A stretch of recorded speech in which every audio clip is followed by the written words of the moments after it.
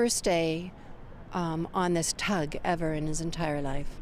And it would tragically be 25-year-old Charlie Craig's last day alive. On February 11th, 2021, he and his crewmate Troy Pearson were killed after the tugboat they operated, Angelica, sank while pulling a large barge in stormy waters just south of Kitimat.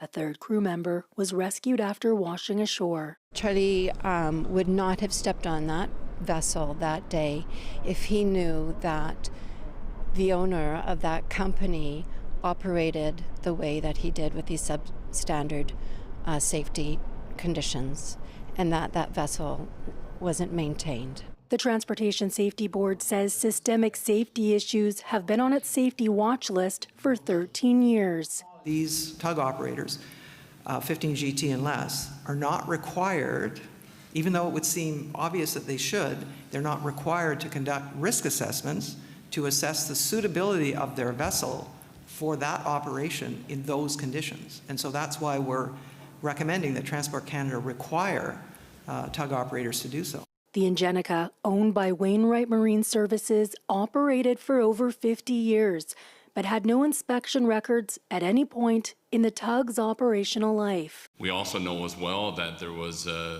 inconsistencies in the way that the life-saving equipment was maintained on board. There was also inconsistencies in the way that the crew prepared or practiced drills. The TSB also recommended that the Pacific Pilotage Authority ensure that only qualified crew members are allowed to pilot a vessel. There's so much blame to be had, but at the same time, we have to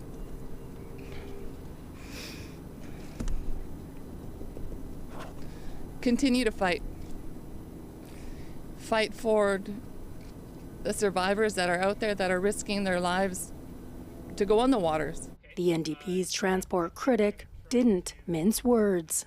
The only word I can think of is infuriating. Infuriating to reflect on the negligence of a company that did not protect its workers. Angela Sterritt, CBC News, Vancouver.